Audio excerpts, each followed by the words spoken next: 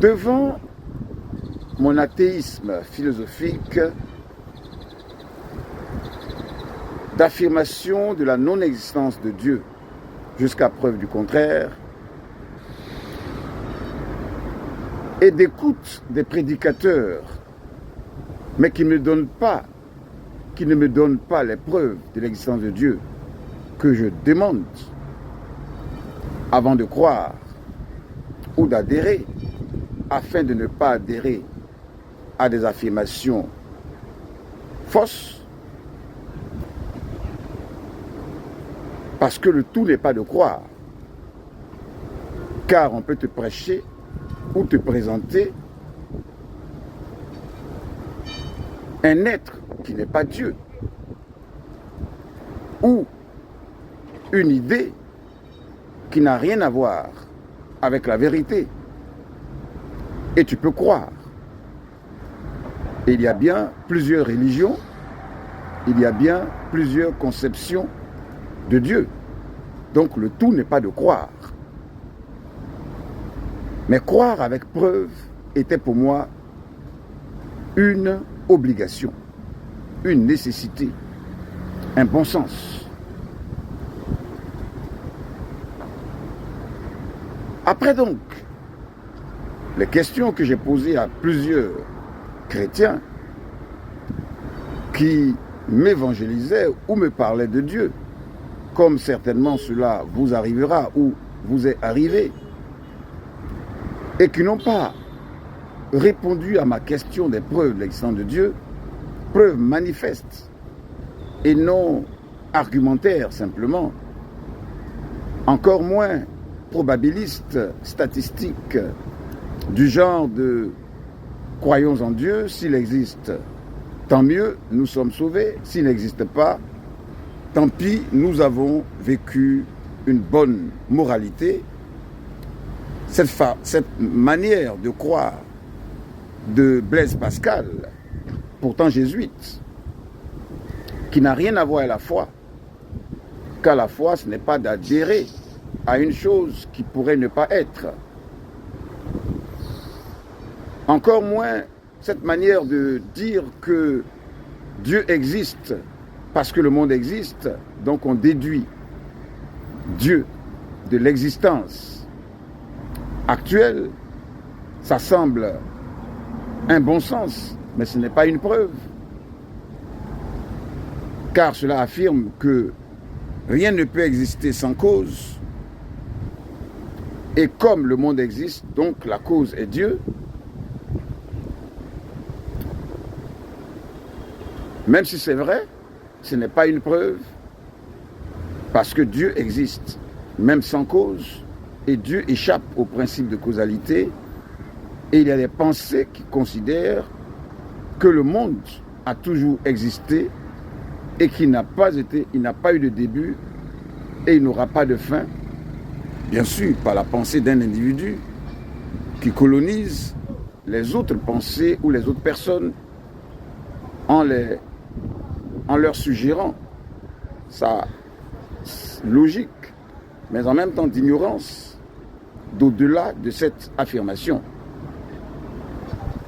Mais la foi, dans le sens de la certitude de l'existence de Dieu, de la preuve et des preuves de l'existence de Dieu, et de l'adhésion à cette vérité, même si Dieu est invisible aux yeux de la chair, tout comme existent des vérités numériques, des vérités de choses invisibles, comme les microbes, comme le proton, le neutron, l'électron et autres qui ne sont pas visibles au plan particules,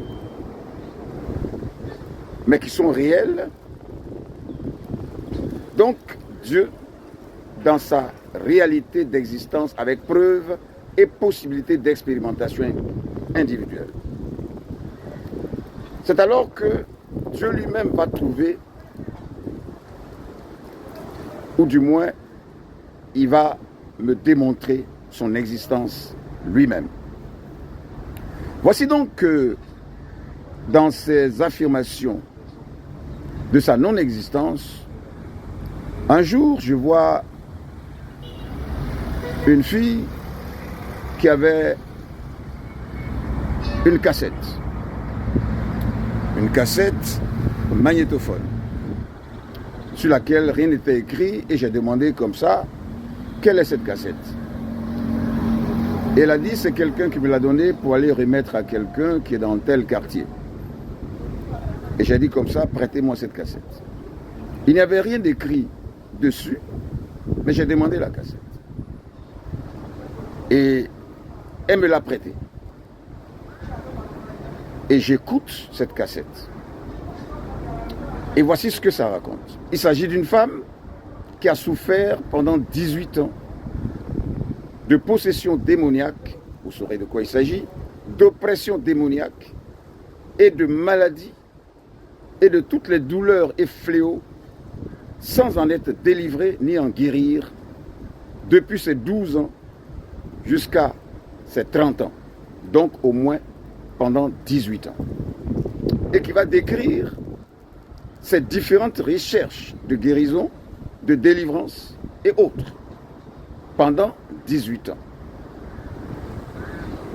Pendant ce temps, moi-même j'avais une douleur dans l'omoplate gauche, une douleur qui semblait se propager dans le corps et par rapport auquel j'avais fait rechercher les soins ou la guérison pendant 8 ans de médecine occidentale et pendant 6 ans au moins de recherche de guérison par tous ceux qui prétendent guérir, appelés par-ci guérisseurs, naturothérapeutes, occultistes, mystiques ou autres, mais prétendant guérir sans être guéris. Bien à côté, bien sûr, de mes réussites scolaires, universitaires, professionnelles, financières et autres, la maladie ou la douleur était intacte. Un peu comme chez la fille. Mais elle va décrire ceci. Elle dit qu'elle avait 12 ans et elle était dans une chambre, dans la chambre de la maison de ses parents, avec ses petits frères.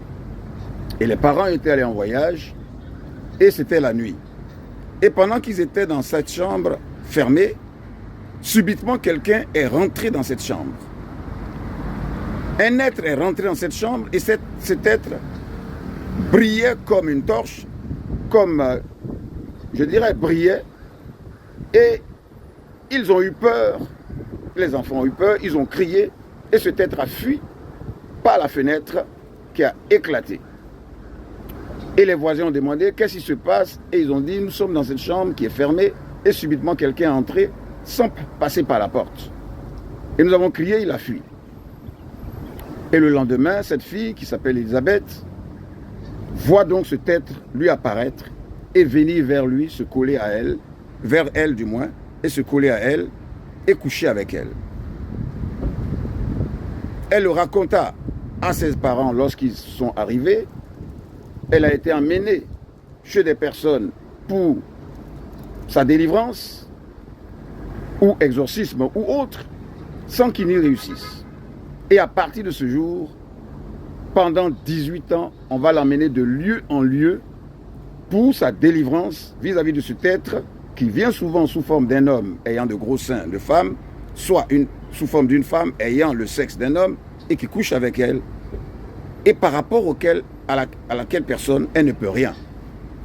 Et cet être lui apparaît, elle est la seule à le voir et à subir ses assauts, et elle perd toute force lorsqu'il apparaît. Et il lui apparaît où qu'il veut.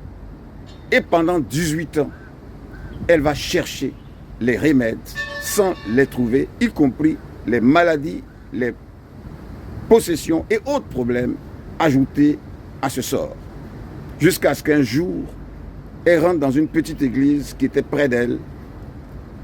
Et lorsqu'elle devait y entrer, elle a senti comme une douleur. Et quand elle est rentrée, le pasteur a dit « Priez pour cette personne ». Et quand les gens sont arrivés près d'elle, ils ont commencé à dire au nom de Jésus-Christ, démon sort de cette femme. Et ils ont délivré cette femme. Et à partir de ce jour, elle a senti cette guérison, cette délivrance qui va aller jusqu'à la